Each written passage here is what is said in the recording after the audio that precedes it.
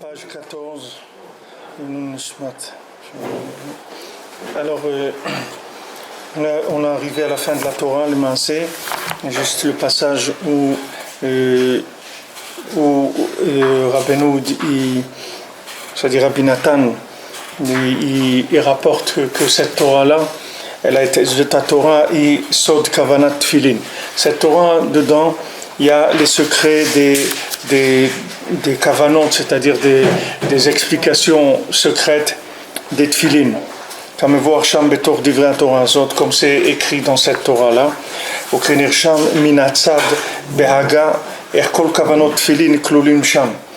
Et que, comme c'est écrit sur le côté, dans les explications, comme quoi toutes les kavanot, c'est-à-dire toutes les explications secrètes des Tfilin, elles sont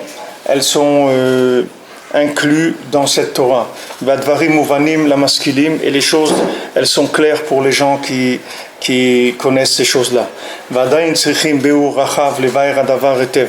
Il y a encore besoin de grandes explications pour expliquer bien la chose. Veimiye Elokim imadi.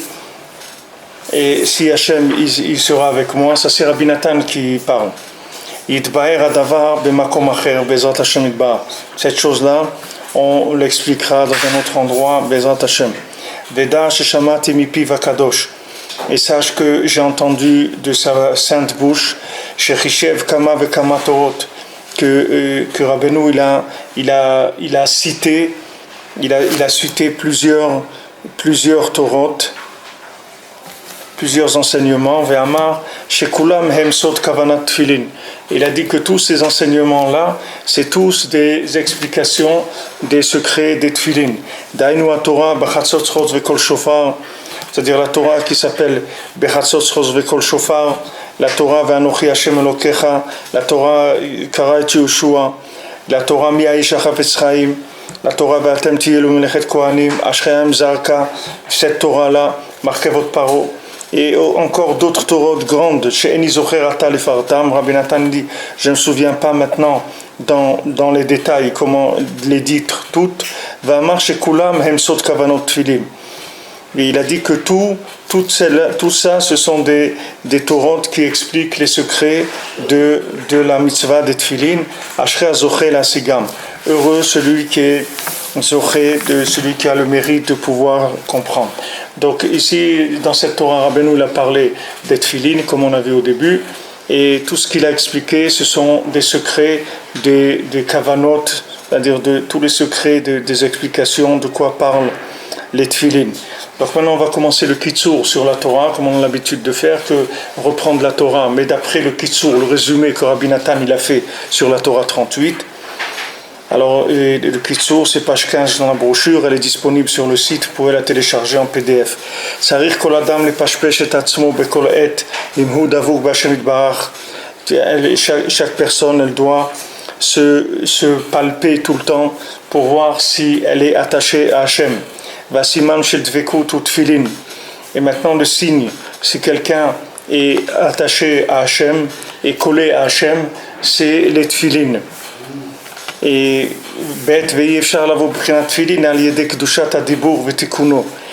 c'est impossible d'arriver à la Kedusha des Tfilin uniquement par la sainteté de la parole et par sa réparation, qui a dibur prinat malchut pe prinat yam prinat adnut, parce que la parole c'est le principe de la bouche, c'est prinat yam, c'est le principe de la mer, prinat adnut. Adnut, comme shkatuv, Hashem sefatai tiftach. Comme c'est écrit, Hashem sefatai tiftach, Hashem ouvre mes lèvres. Et quand on abîme la parole, qui est le souffle divin d'Hachem, Azaï alidé Abraham nasimi ruach piv ruach seara. Donc maintenant, deux subgames du dibur, le fait que la parole elle a été abîmée, ça devient de la tempête. Qui a esrim vesheva otiyot, kol echad kalul me'asara. Gematria, 270, na'aseh miprinat hadibur, prinat adnut. 270 otiyot, se'ara. C'est-à-dire que maintenant, les 27 lettres, chacune, elle est inclue de 10, c'est-à-dire chaque lettre, elle contient 10, parce qu'on avait dit que chaque lettre, elle a 10 possibilités d'être prononcée différemment, puisqu'il y a 9 voyelles et la lettre elle-même. Donc chaque lettre, on peut le dire avec le Aleph, on peut dire A, O, I, E, tout ça, c'est 9 prononciations, plus la lettre elle-même sans voyelles, ça fait 10. Et Matayim Veshimim Otiot, Seara, donc ça Seara, Samerhe, ou Gematria Adnut, ou Matayim Veshimim Otiot. Donc Seara, si on prend le mot Seara, il y a dedans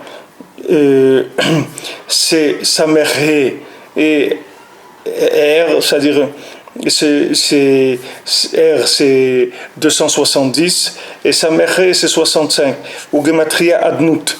Maintenant 65 c'est Gematria Adnut ou Matayim Veshimim Otiot et 270 lettres. ורוח שערה הזה הוא המקטרג הגדול שממנו באים כל הקטרוגים והניסיונות והוא אחר הדברים כמו שכתוב בזוהר הקדוש. Maintenant ce מקטרג הגדול, c'est-à-dire cette tempête, c'est le grand accusateur, que de lui viennent tous les kitrugim, toutes les accusations, toutes les épreuves. והוא אחר הדברים, et lui c'est derrière les paroles, comme c'est écrit dans le Zohar הקדוש. Et lui, c'est lui qui va enflammer le corps de l'homme. Et toute la shonara et le mal qu'on parle sur l'homme, il vient de ce souffle-là de tempête. Parce que cette tempête-là, c'est le ketz de toute chair, c'est-à-dire qui fait fin et qui met une fin et une terminaison à toute chair. Donc ici, Rabbi Nathan, il résume, et comme dans le résumé, en général, quand on résume, on est obligé de dire ce qu'on a compris, puisque dans le résumé, ça révèle la compréhension. Donc Rabbi Nathan il commence directement en disant que la Gdusha des Tfilin, ça vient du Dibour, c'est-à-dire de la réparation de la parole. Il fait complètement, c'est-à-dire il parle pas du tout de ce que Rabbeinu il a dit au début, que Rabbeinu il a dit qu'il a parlé de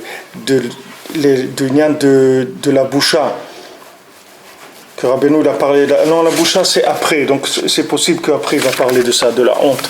Mais ici Rabbi Nathan il rentre directement dans le nian du dibour et il dit que la réparation du dibour c'est elle qui va permettre de calmer le souffle, la tempête de Esav. C'est-à-dire que maintenant s'il n'y a pas de dibour, s'il n'y a pas de parole, alors il y a la tempête. Puisque maintenant, il amène avec la gematria que c'est Se'ara, c'est-à-dire Se'ara, c'est 270, et Samerhe, que c'est Adnut. C'est-à-dire que pour lutter contre Se'ara, il faut Adnut et 270, c'est-à-dire Adnut, c'est Hashem Sefatai Tiftar, c'est-à-dire c'est le principe de la Malchut d'Hashem, le principe du pouvoir d'Hashem. Et le pouvoir d'Hashem, c'est ça, il se trouve dans les 270. C'est-à-dire, qu'est-ce que c'est le pouvoir d'Hashem? C'est la parole d'Hachem, c'est le fait de pouvoir être branché, de pouvoir s'attacher à Hachem tout le temps. On voit pour Israël que c'est écrit que Israël qui yatsa la soar basadé, que Israël qui est sorti parler avec Hachem dans les champs. Pourquoi Israël qui est sorti pour parler à Hachem dans les champs? Parce que Yitzhak, il a commencé à rentrer le nian de la tfila, il a commencé à rentrer le dibour dans déjà quelque chose de plus concevable par l'homme. Maintenant, Abraham Avinu, il s'appelait Har, c'est-à-dire Abraham Avinu s'appelait une montagne. C'est-à-dire que pour communiquer avec Hachem, à l'époque d'Abraham Avinu, c'était le concept de la communication avec Hachem, c'était comme si on dit aujourd'hui des gens qui sont des ascètes ou des choses, ils vont dans des monastères, dans des monastères qui se trouvent à 2000 mètres d'altitude ou des trucs comme ça, et là-bas ils font des jeûnes, des trucs, etc. Et là-bas ils essaient d'accrocher un petit peu de communication avec des mondes un peu plus élevés. Ça c'est à l'époque d'Abraham Avinu, il s'appelait Har, une montagne, c'est-à-dire que quelqu'un il fallait qu'il sorte de la ville, de la maison, de la ville, des champs, de tout, qu'il aille sur la montagne, et là-bas il pouvait commencer à rentrer en communication avec Hachem. Maintenant Yitzhak, il a commencé à faire descendre le dibour avec Hachem dans quelque chose de plus humain, déjà de plus simple. C'est-à-dire c'était un chant. Et Yaakov, il s'appelle Baït. Il appelait Baït, qui Baïti, Baïtifila et Karel Kolohamim. Yaakov, il a fait rentrer la prière dans le principe de la maison, c'est-à-dire qu'il est arrivé à faire descendre la communication avec Hachem dans les choses les plus simples de la vie. Maintenant, Yitzhak, c'est les lettres du mot Yitzhak, c'est Ketz Chai. C'est ça le nom Yitzhak. Quand on prend le nom Yitzhak, c'est Ketz Chai. C'est-à-dire c'est le contraire de Ketz Kolbasa. Ketz Kolbasa, ça veut dire c'est la fin de toute chair, c'est la mort, c'est la destruction de l'homme. Tandis que Ketz Chai, c'est le contraire, ça veut dire la fin vivante, une fin vivante. Qu'est-ce que ça veut dire une fin vivante? Ça veut dire que maintenant, tout ce qu'il y a dans ce monde, ça se termine.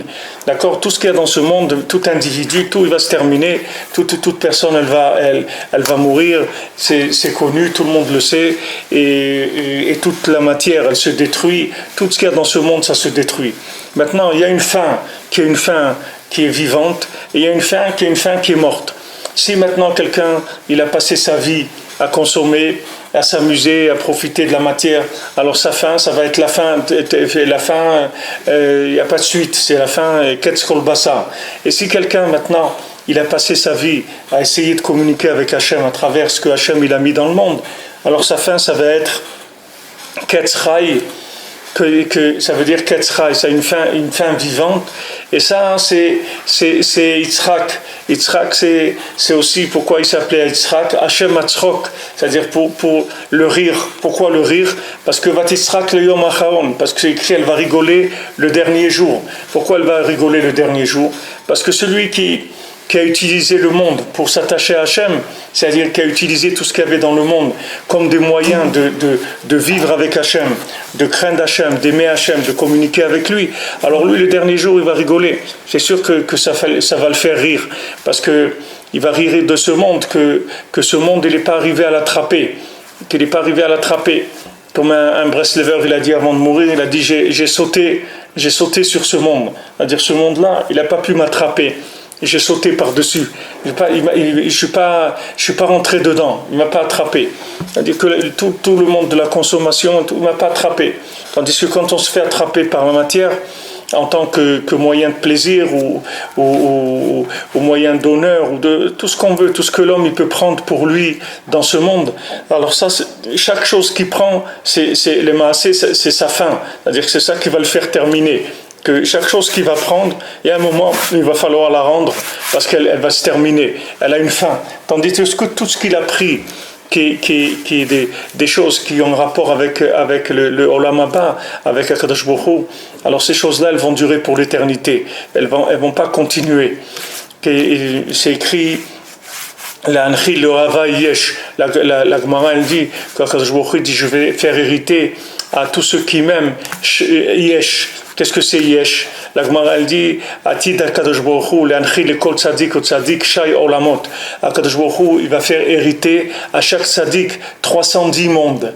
Chaque tzadik il va avoir 310 mondes pour lui. Vous prenez tout ce monde-là, vous voyez tout ce qui se passe dans ce monde avec toutes les étoiles et les planètes et tout ce qu'ils essayent d'aller sur Pluton, sur la Lune, tout ça, toutes ces planètes, ces millions d'étoiles, etc.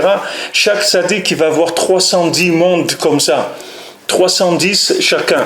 Alors, qu'est-ce que c'est Yesh? Qu'est-ce que c'est ce Yesh-là, ces 310 mondes? C'est le contraire du Yesh des gens qui ont été d'après le Yesh de ce monde. C'est-à-dire ceux qui ont été dans le Yesh de ce monde, c'est-à-dire qu'est-ce que ça veut dire Yesh? Ça veut dire il y a. C'est-à-dire ceux qui ont été d'après le Yesh de ce monde, alors eux, ils n'auront rien du tout. Parce qu'ils ont été dans un Yesh qui devient Aïn. C'est-à-dire ce Yesh, il devient après Aïn, il ne devient rien du tout. C'est-à-dire il y a quelque chose, mais c'est quelque chose, il n'est rien après. Il n'est pas quelque chose qui va nulle part. La Gemara dit dans Shana que quelqu'un, par exemple, qui prend un chauffard, que ce chauffard-là, il veut sonner du chauffard au Shana avec un chauffard qui a servi pour la Vodazara, par exemple. Et un chauffard d'un bélier, que ce bélier on a pris pour faire de l'idolâtrie. Maintenant quelqu'un il veut prendre la corde de ce bélier pour sonner avec du chauffard. Alors on dit, non c'est assourd. C'est assourd. Pourquoi c'est assourd? Parce que ce chauffard-là, comme maintenant il a servi pour la Vodazara, il faut le brûler. Maintenant, tout ce qui va brûler, il y a écrit Kola Ahmed Lissaref Kesarouf Dami. C'est-à-dire tout ce qui va se brûler, c'est comme si c'était brûlé déjà. Donc les maasé, quand ils sonnent du chauffard, il n'a rien sonné du tout. Il n'y a pas de son, il n'y a pas rien. Même si vous avez vu la personne prendre le chauffard, sonner, il a bien fait les tkiyot et tout, les maasé, vous n'avez rien entendu parce qu'il n'y a pas de chauffard, il n'y a pas de son, il n'y a rien. Il dit, mais attends, mais je l'ai vu, il a sonné, je l'ai entendu. Il n'a rien, il n'avait pas de chauffard, il n'a pas sonné, il n'y a rien. Pourquoi? Parce qu'on a un klal dans la halakha que Kol Aomed Lissaref Kesarouf Dami, tout ce qui doit être brûlé, c'est comme s'il était brûlé déjà. C'est-à-dire que maintenant, les maasé, on ne peut pas faire les tkiyot de chauffard, parce qu'il n'existe pas ce chauffard. Pourquoi? Parce qu'il va être brûlé. Alors, de là, la Gemara dit que tout celui qui a atid l'amout, tout celui qui va mourir, c'est comme s'il était mort déjà. C'est-à-dire que c'est rien sa vie. Même tu le vois, il court, il mange, il va au supermarché, il remplit son chariot, il le vide, il le remplit, il le revide.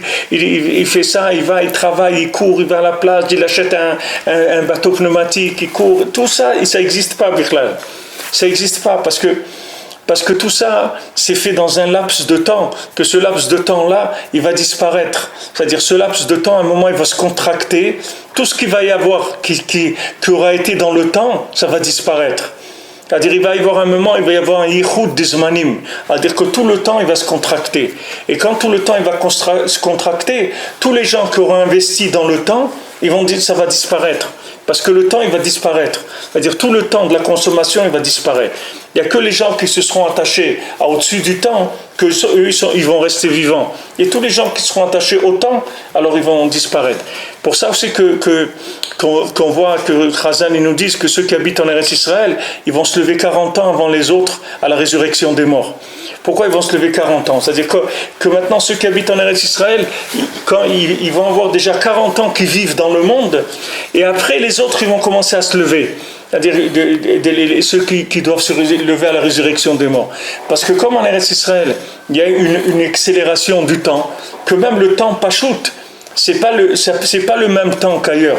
Ça, n'importe qui vit en Eretz, il voit ça.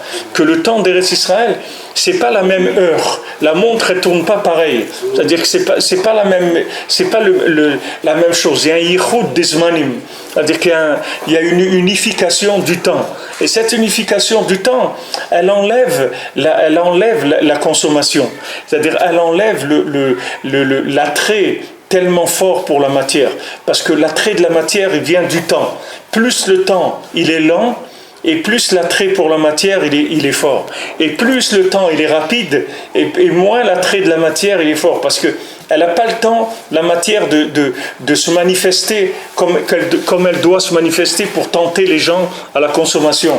Parce que la matière, elle tourne trop vite par rapport à la tentation Gomorrah. C'est ce que Rabbeinu l'a dit, que quand on vient chez lui, alors il dit qu'après déjà, il dit même si quelqu'un est fait des avérotes, mais elle n'aura plus de pieds, elle n'a plus de mains, c'est avérotes.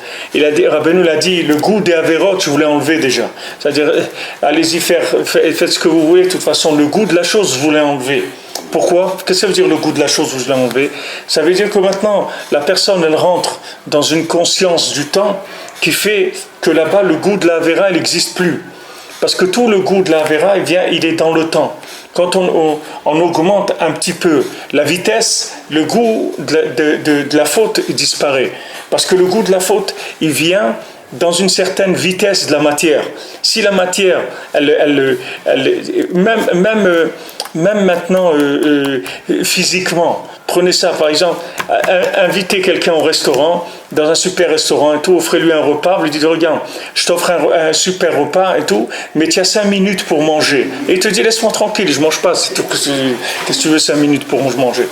Tu m'amènes dans un restaurant comme ça où ça coûte tellement cher pour que je mange en 5 minutes, tu peux pas, laisse-moi le temps. Et laisse-moi le temps de goûter, comme on dit, dégustation. Viens déguster. Il y a des choses qui sont là, des buffets de dégustation. C'est même pas on mange pas. C'est-à-dire qu'il y a des fois ils font des buffets que c'est pas pour bouffer, c'est pour la dégustation, c'est tout. C'est-à-dire ils viennent goûter, c'est tout. Alors ça c'est le raffinement de la tahava le plus possible de raffiner. C'est-à-dire que même pas on va manger On va juste déguster un petit peu, on va goûter et prendre le temps de sentir le goût de chaque chose, etc. Alors maintenant, il suffit que vous accélérez un petit peu ça. Ça y est, le goût de la chose est parti. C'est-à-dire, dès que vous accélérez, la chose, elle disparaît. La tava, elle disparaît.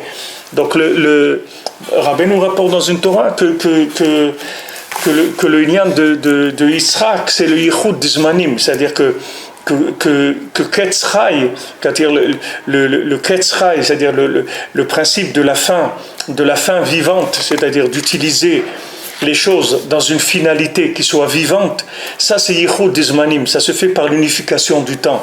C'est-à-dire que quand maintenant tu gères le temps, c'est-à-dire que tu te laisses pas aller dans le temps, tu gères le temps, c'est-à-dire que le temps, tu le contrôles, il est sous ton contrôle. Tu es organisé, tu as un seder, tu te lèves à telle heure, tu fais telle chose, etc.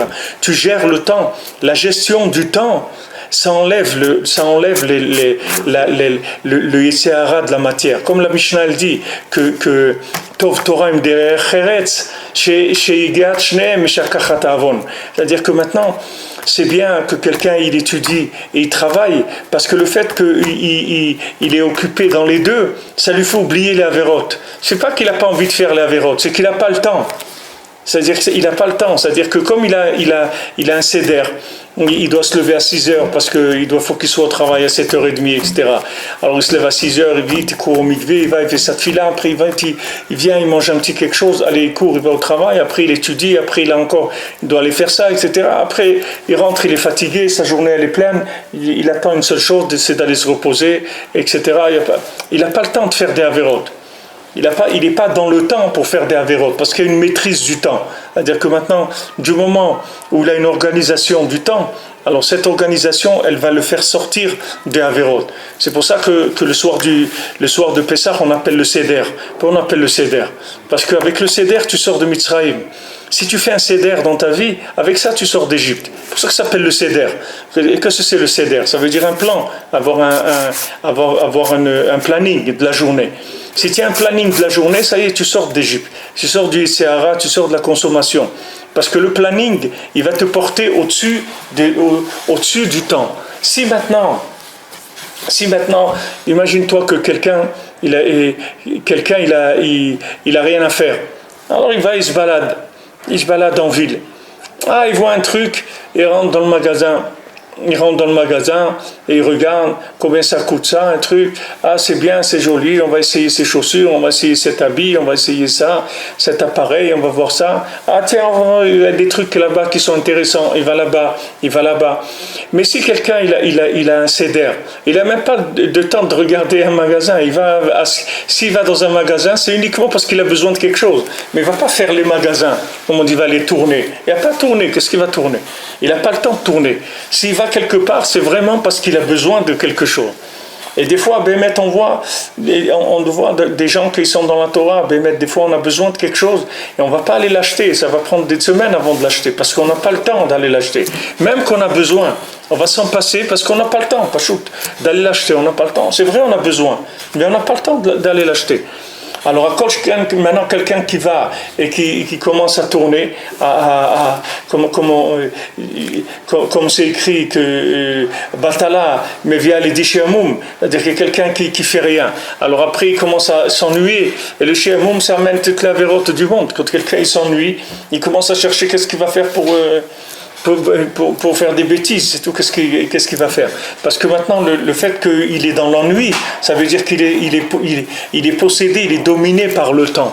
Donc le lien du temps, c'est quelque chose qui est une base pour sortir de ce problème-là.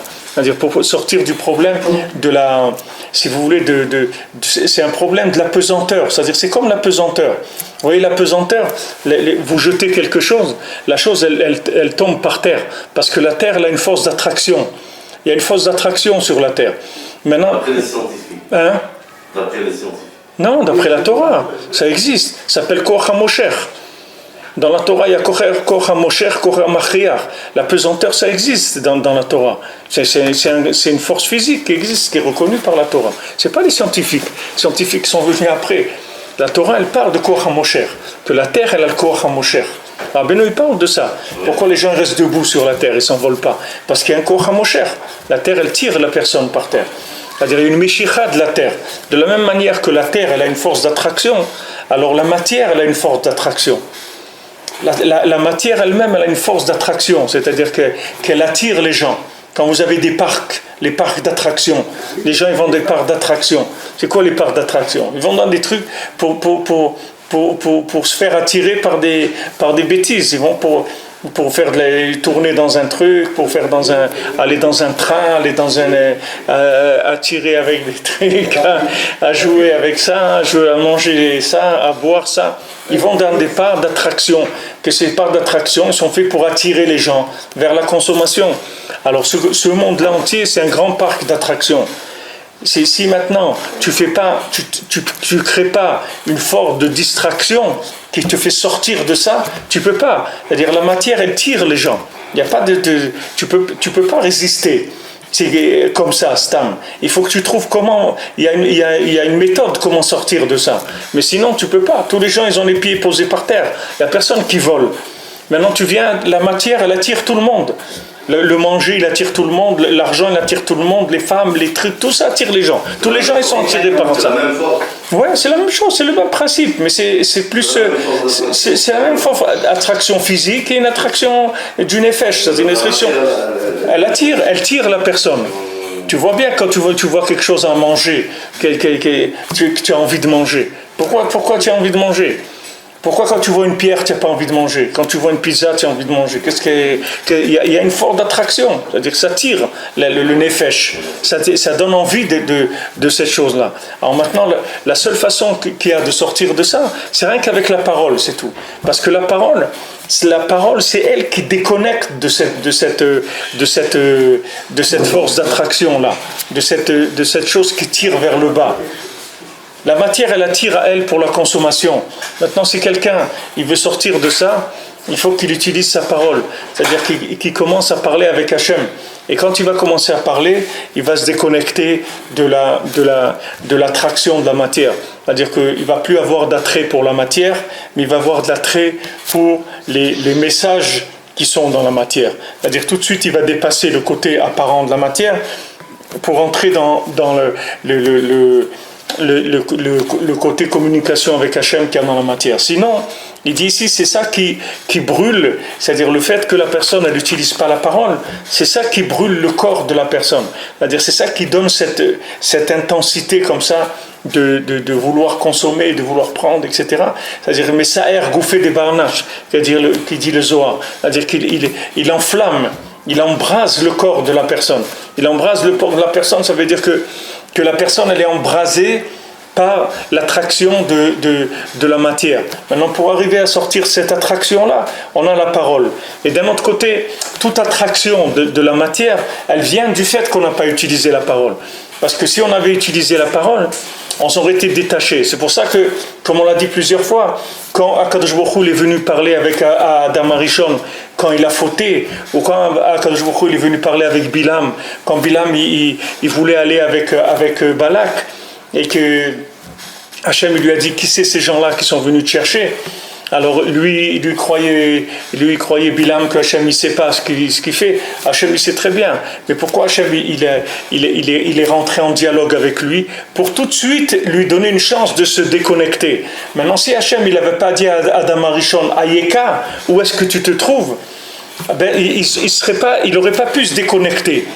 Il n'aurait pas pu déconnecter. Et bien ce Ayeka là, toute la Megillat, c'est écrit dans le Sfarim, dans la Kabbalah, que toute la Megillat Echa qu'on fait, la Megillat Echa, c'est Ayeka. C'est-à-dire, ça vient c'est les mêmes lettres, c'est les mêmes lettres que Ayeka. Quand Hachem, il a dit à Adam Arishon, Ayeka, où tu es, alors pourquoi il a dit où tu es?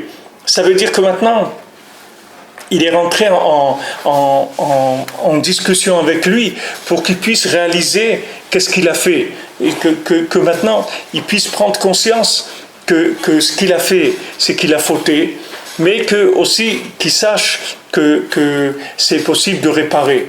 C'est-à-dire que du moment où il sait qu'il a fauté, alors il sait qu'il peut réparer. Comme Rabbi nous l'a dit, si tu es ma'amin, si tu crois qu'on peut abîmer, alors il faut que tu crois aussi qu'on peut réparer.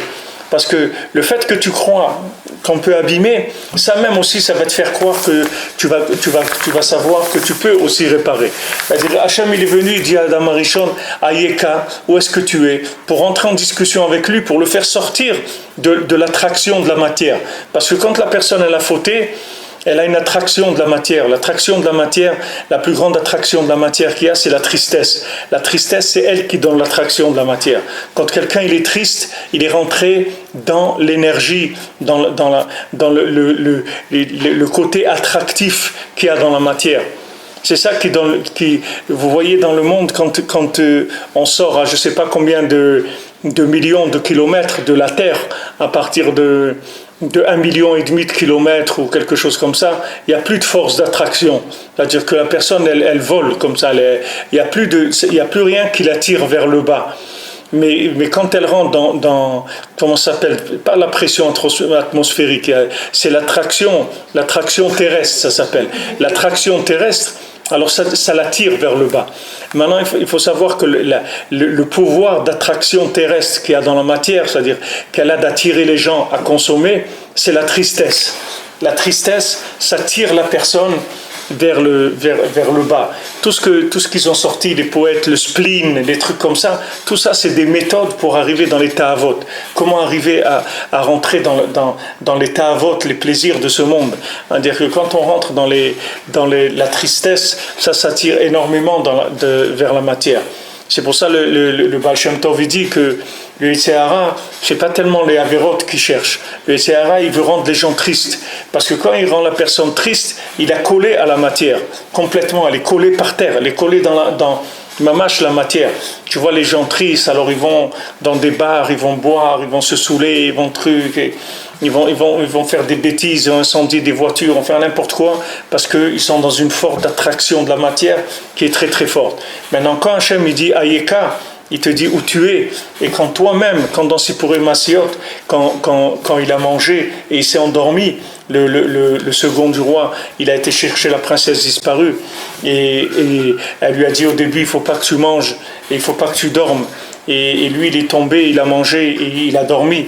Alors la deuxième fois, il lui a dit, regarde, de ne pas manger, etc., c'est difficile, donc tu ne vas pas dormir et tu ne vas pas boire du vin. Et lui, il avait une source qui ressemblait à de l'eau. Et les massés, ça avait l'odeur du vin. Et il a voulu goûter pour voir si c'était vraiment du vin ou pas. Il a bu, il est tombé de 70 ans. C'est-à-dire, il a dormi, mamash. Alors après, il s'est levé, il a dit, Echan ani ba'olam, Ayeka, comme il rapporte à Van Nachman, Ayeka, où je suis dans le monde. Il s'est levé, il s'est dit, où je suis dans le monde.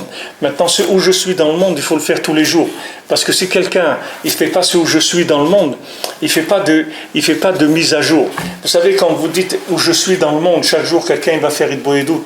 Il dit, Ribono Shel Olam, maître du monde, où je suis dans le monde, qu'est-ce que je suis en train de faire de ma vie? Quand quelqu'un il fait ça, c'est comme s'il efface tous les fichiers intermédiaires qu'il y a dans sa journée, c'est-à-dire toutes les choses qui se sont collées à lui, des sensations de la matière, des envies de consommer, des désirs qu'il a pu avoir, etc. Tout ça, il les efface. Parce que quand il demande, il vient devant Hachem, il dit où je suis dans le monde, cette question-là, ça remet à zéro tous les compteurs qu'il y a en lui. C'est-à-dire tout ce qu'il a attiré, toute la force d'attraction, ça l'enlève. Imaginez-vous que vous avez un outil qui vous permet d'annuler l'attraction. Ça enlève l'attraction. Comme il avait David Ameller qu'il faisait une opération dans les talons de ses soldats. Et ces soldats, parce que il y a la force d'attraction, c'est bien, mais il faut quelque chose dans notre corps qui soit sensible à la force d'attraction. Alors on a quelque chose dans le talon qui fait que ça c'est très sensible à l'attraction terrestre. Alors David Ameller, ses soldats, il leur faisait une opération dans les talons, il leur enlevait quelque chose, et après quand ils couraient, ils faisaient des bonds de 5 ou 10 mètres, ils ne couraient pas normalement comme quelqu'un, parce qu'ils avaient beaucoup moins de sensibilité à l'attraction terrestre.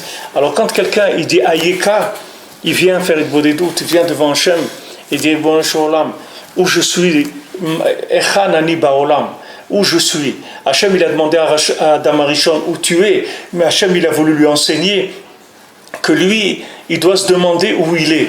Il lui a donné les maasés, le conseil, comment se sortir des avérotes tout le temps. Il a dit, maintenant regarde, tu as fait une bêtise, tu as mangé de l'arbre de la connaissance du bien et du mal, tu as transgressé quelque chose. Je vais t'apprendre comment faire pour sortir. Quand tu auras un problème comme ça, comment tu vas le résoudre. Ayeka, c'est-à-dire Ayeka, où tu es, il faut que tu te demandes où tu es. Echa nani baolam. Alors toute la Megillat Echa, toute la Megillat Echa, elle est sur ça. C'est-à-dire tout le Ikar des keynotes de Tisha B'Av sur le Megillat Echa. Echa, ça veut dire où tu es, qu'est-ce que tu es devenu. Tu étais quelqu'un qui était installé en Eretz Israël avec le Beth Amikdash, avec la splendeur, avec la richesse, avec la joie, avec la chokhma, avec tout, la sagesse d'Eretz Israël, tout ça. Echa, qu'est-ce que tu es devenu? Qu'est-ce que tu es devenu? Alors maintenant, pourquoi on dit la Megillat Echa? Parce que le Ikar du problème, c'est-à-dire qu'on vit, c'est pas le manque de connaissance d'Hachem. Bon, Hachem, de la connaissance de la Torah, il y en a beaucoup de la connaissance de la Torah. Il y en a même beaucoup plus que ce qu'il y a jamais eu dans le monde. Il y a beaucoup de connaissances de la Torah. Notre problème aujourd'hui, c'est qu'il manque la maison, comme le Beth Amikdash. L'énergie du Beth Amikdash, elle est là, la Shrina elle est là, elle est au Kotel, mais seulement il n'y a pas la maison. Le fait qu'il n'y a pas la maison, la chose elle ne peut pas briller, elle ne peut pas avoir sa splendeur, parce que la splendeur ça vient quand la lumière rentre dans un récipient, c'est ça qui donne la splendeur. Une chose qui n'est pas dans son récipient, elle n'a pas la beauté et la splendeur qu'elle doit avoir. La chose est resplendissante quand elle est à sa place. Maintenant quand Hachem nous a déplacés, il nous a enlevé toute notre splendeur. Quand Hachem nous a emmenés dans d'autres pays, il nous a enlevé toute la splendeur qu'on avait. On avait l'habitude d'être... Nous, on avait le Beth Amikdash. Dans le monde, les gens, ils étaient à l'époque de la pierre taillée. Nous, on était au Beth Amikdash, on avait un niveau de vie qui était très très élevé. Même par rapport à la matière, par rapport à tout, on vivait avec un niveau très élevé par rapport au monde. Et après, Hachem nous a dispersés dans le monde et nous a enlevé toute la splendeur, toute la royauté, tout le kohar qu'on avait. Hachem nous l'a enlevé à cause justement du fait qu'on a commencé à se laisser attraper par l'attraction terrestre, c'est-à-dire l'attraction des Ta'avot. Alors Hachem nous a enlevé tout le côté contact avec Hachem à travers la matière. C'est ça notre problème. La galoute, c'est ça. Qu'est-ce que ça s'appelle la galoute? La galoute de la Shrina. Ça veut dire que la Shrina, elle est en galoute, la Shrina, elle est en exil. Ça veut dire qu'elle n'a pas où habiter. C'est-à-dire ce qu'elle n'a pas à habiter, ça veut dire que les gens, ils n'arrivent pas à faire rentrer Hachem dans leur vie. C'est ça le problème. C'est pas de connaître la Torah. On peut connaître la Torah, c'est pas ça qui va changer grand-chose dans notre vie, de connaître la Torah. Le problème, c'est de connaître Hachem à travers ce qu'on vit. C'est ça qu'on a besoin. C'est pas de connaître de la Torah. On a besoin de connaître Hachem dans notre vécu de tous les jours. Il y a des gens qui ont envie, voilà, maintenant c'est les vacances, alors ils ont envie, ils vont aller passer. Il y a des gens, ils habitent à Jérusalem et tout, ils vont en vacances, ils vont en Bretagne, un mois en Bretagne. Quelqu'un qui habite à Jérusalem, il va aller passer un mois en Bretagne. C'est-à-dire où je suis dans mon âme, où je suis, Ayeka, où je suis dans le monde, où je suis dans ce monde-là. Qu'est-ce que je suis en train de faire de ma vie? Qu'est-ce que c'est ma vie? C'est-à-dire sur quoi tu es connecté? Où est-ce qu'il est ton cœur? Sur quoi tu es connecté? C'est ça la galoute. C'est sur ça qu'on fait les keynotes. Tous les liens des keynotes de Tisha B'Av, qu'on lit toutes les keynotes à Tisha B'Av, c'est pour retrouver la construction de la maison d'Hachem, c'est-à-dire retrouver un rapport juif avec la matière. Il y a un rapport juif avec la matière. Le rapport juif avec la matière, c'est pas un rapport d'exploitation, de plaisir, de prendre des choses de la matière. C'est pas du tout ça. Le rapport juif avec la matière, c'est un rapport uniquement d'élévation, c'est-à-dire d'utiliser chaque chose, de s'attacher à l'esprit de la chose de manière à élever la chose, de communiquer avec Hachem à travers ces choses-là. Ça, c'est l'esprit juif d'approche de la matière. Et c'est ça qu'on a perdu. Et sur ça qu'on pleure au Beth Amikdash. C'est ça qu'on pleure, le manque du Beth Amikdash, à Tisha B'Av. C'est ça qui fait pleurer. Qui fait pleurer, c'est que maintenant on sait qu'il y a Hachem, on sait qu'il y a la Torah, on sait qu'il y a les tzadikim, mais le corps, il est plus là. Le corps, il est plus là. On dit pour Rabbi Nathan, que Rabbi Nathan, quand Rabbeinu il a été nistalek, quand Rabbeinu était nistalek de ce monde, que Rabbeinu il est parti le Chai Tishrei, il a quitté ce monde. Rabbi Nathan, pendant un an, il faisait le chant de la Megillat Echa. Ce qu'il y a dans Echa, il y a un passage là-bas que Rabbi Nathan il faisait tous les jours pendant 1 an, parce qu'il n'arrivait pas à se consoler du fait que Rabbeinu il a quitté ce monde physiquement. Il n'arrivait pas à se consoler, c'est ça. Et Rabbi Nathan, à Tisha B'Av, Rabbi Nathan il s'enfermait dans un endroit et il était tout seul depuis la rentrée de Tisha B'Av jusqu'au lendemain soir. Il restait enfermé dans un endroit et il pleurait toute la nuit de Tisha B'Av, et toute la journée Rabbi Nathan il dormait pas 1 minute. Il faisait que pleurer sur la. Et on dit que Rabbi Nathan le soir de Tisha B'Av il pleurait jusqu'à qu'il voyait Rabbeinu. Tant qu'il voyait pas Rabbeinu, il pleurait jusqu'à qu'il le voyait, jusqu'à qu'il voyait le Rebbe. Après il se calmait. Mais Rabbi Nathan tout le Tisha B'Av il pleurait. Pourquoi? Parce que quelqu'un qui a pas vu, c'est pas comme quelqu'un qui a vu et que la chose elle est partie. Quelqu'un qui a rien vu, il a rien vu dans sa vie. Comme on dit, quelqu'un il a rien vu de sa vie, il a rien vu. Mais quelqu'un qui a vu et que la chose elle est partie, alors il a un tsar terrible, il a une peine terrible, parce que il n'arrive pas à se consoler. C'est-à-dire il se dit attends, mais comment Rabbi Nathan il n'arrivait pas à croire que le Rebbe il allait être nistalek, il croyait pas ça. Le Rebbe lui disait, je vais partir, il ne croyait pas. Il disait, comment un homme comme ça, de 38 ans, il va partir? C'est pas shayach, Bichlal. Comment c'est possible? C'est pas possible. Rabbeinu, il a dit, ça y est, il a réparé le monde, il va réparer tout le monde, etc.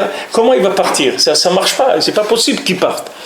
Parce que Rabbi Nathan, il ne croyait pas. Et Rabbeinu, il a dit, je vais partir. C'est-à-dire que je vais continuer, mais sans le corps. Mais c'est ça qui est le ikar qui nous manque. Parce que si on avait le corps qui correspond à la spiritualité, on serait sauvé, parce qu'on aurait la formule de la matière selon le spirituel qu'il y a dedans. Mais c'est ça qui nous manque. C'est pour ça c'est tout le lien de Tisha B'Av et tout ce tikkun de la Levana, c'est-à-dire on répare la lune, parce que tout notre problème c'est que la lune elle n'a pas la lumière du soleil. Si la lune elle avait la lumière du soleil, la matière elle reflèterait le spirituel, on n'aurait plus de problème.